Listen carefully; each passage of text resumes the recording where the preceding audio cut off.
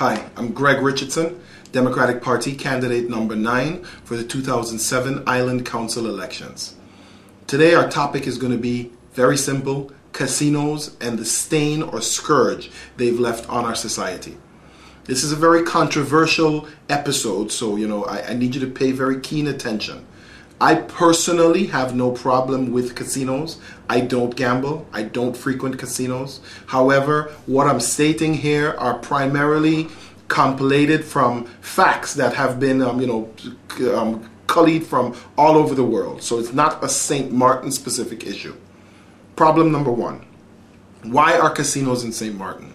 Casinos are in St. Maarten, or were initially brought to St. Maarten, because we wanted a form of entertainment that is unique to our island for the other tourists that are coming to our island, because tourism is our main economy. Fantastic so far. I have no problem with it. Like I said, casinos don't entertain me personally, but many people they do. Particularly in the US, where casinos are banned from most places. So when they leave the US, their home countries, they go to area with casinos. It's very interesting for them. But please take note that it's banned in most places in the US. Okay. Where did the problem with casinos in St. Maarten start? The problem with casinos in St. Maarten started when locals started frequenting casinos as much as, or maybe even more than, the tourists.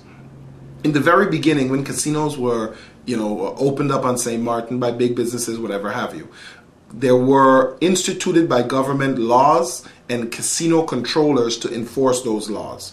One of the laws is obviously age. You got to be over 18 or 21, I'm not sure, to get into casinos. But the one that I want to focus on is there's a law that states locals are not allowed to frequent a casino more than one time per month.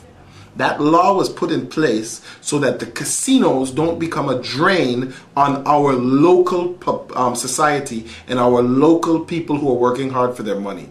It's a documented fact that gambling is addictive.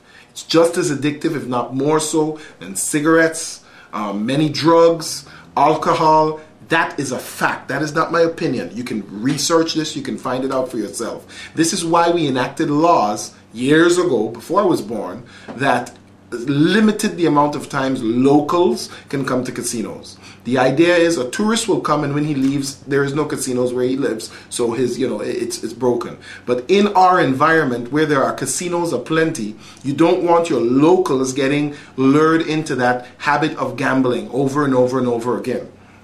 So problem number 1, locals are allowed there once a month only. As the island started growing, the population started growing, we became less and less of a closed community where, everyone knows everyone. We're now more of a, we've welcomed everyone in, we're now more of a melting pot. It becomes impossible for a gentleman sitting at the door of a casino to realistically monitor how and when someone comes to the casino, a local, and how many times he's been there. Not to mention the fact that it's not one casino, it is now probably upwards of 10 casinos, maybe a little bit less, but in the neighborhood of 10. That makes it even more difficult for human beings to sit by a door and monitor the amount of time locals are coming in. These are the problems that we have now. To compound matters even further, the casinos themselves now have realized that locals are an easy way to make money, and that is my problem with regards to the stain that casinos have left on our island. Casinos have left the stain of these two things on our island. 1, they've taken advantage of our labor force, because too many casinos have the habit of hiring A, the prettiest young girls only, and B, young people, encouraging them to practically leave school, high school I'm talking about, to come and work for the casinos because they can make good cash money quick. That's disadvantageous, because your education is more useful and more valuable than any amount of money that any job can pay you, especially a casino, where your skill set is limited. You may learn to deal cards well, you may learn to serve drinks well, but that's about it. The other problem there is casinos, and this is mass taking advantage of people. The casinos are known for hiring employees on a 6-month or some other short-term contract.